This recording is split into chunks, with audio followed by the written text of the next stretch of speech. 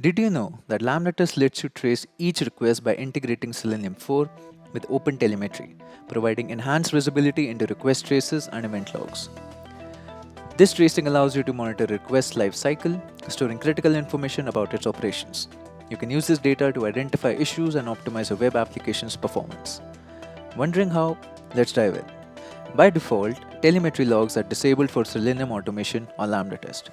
To enable them in your test sessions, you need to pass the set telemetry logs capability in your test scripts and set it as true. Along with this, you will also have to pass the Selenium version capability in your test scripts and set it as 4.2.0. Now, run your test script and head to your Lambda test automation dashboard. Select Web Automation and open the recently executed test build. Head to the Logs section and select Telemetry Logs. As per your preference, you can copy and download the logs as well. And there you go.